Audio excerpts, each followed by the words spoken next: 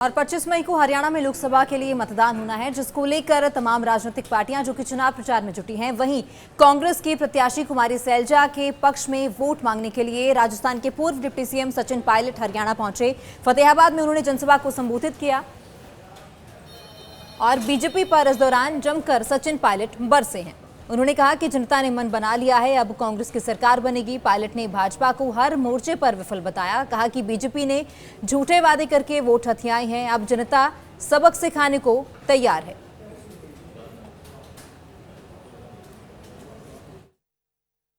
हमने समझौता किया है देश की खातिर, हमने समझौता एकजुटता कर दिया है आने वाले भविष्य की खातिर। इस देश के संविधान बरकरार रहे, इस देश में जो गरीबों को, दलितों को, आदिवासियों को, पिछड़ों को आरक्षण मिलता है। अच्छा मुझे बताओ, बार बार बीजेपी के बड़े नेता के बोलते हैं हम संविधान से छेड़छाड़ नहीं करेंगे, हम आरक्षण से छेड़छाड़ नहीं करेंगे।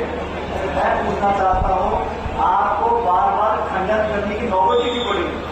और 25 मई को हरियाणा में लोकसभा के लिए मतदान होना है, जिसको लेकर तमाम राजनीतिक पार्टियां जो कि चुनाव प्रचार में जुटी हैं। वहीं कांग्रेस की प्रत्याशी कुमारी सैलजा के पक्ष में वोट मांगने के लिए राजस्थान के पूर्व डिप्टी सीएम सचिन पायलट हरियाणा पहुंचे।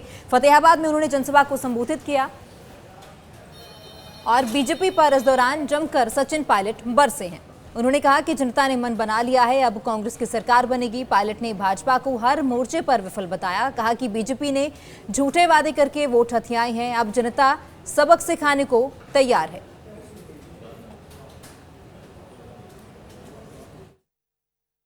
हमने समझौता किया है देश की खातिर, हमने समझौता एकजुटता कर दिया है आने वाले भविष्य की खातिर।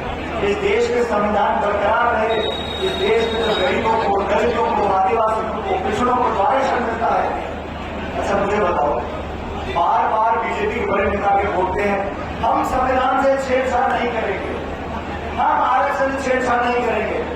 मैं पूछना चाहता हूँ, आपको बार बार खंडन करने की नौबत ही क्यों पड़ी?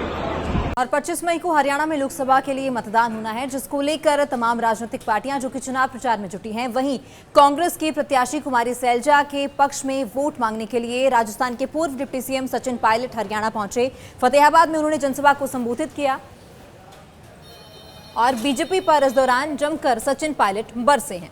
उन्होंने कहा कि जनता ने मन बना लिया है, अब कांग्रेस की सरकार बनेगी। पायलट ने भाजपा को हर मोर्चे पर विफल बताया। कहा कि बीजेपी ने झूठे वादे करके वोट हथियाए हैं, अब जनता सबक सिखाने को तैयार है।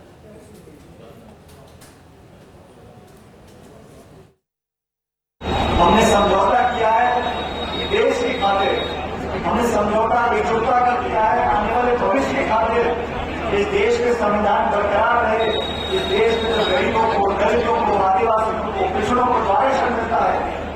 अच्छा मुझे बताओ, बार बार बीजेपी के बड़े नेता के बोलते हैं हम संविधान से छेड़छाड़ नहीं करेंगे, हम आरक्षण से छेड़छाड़ नहीं करेंगे।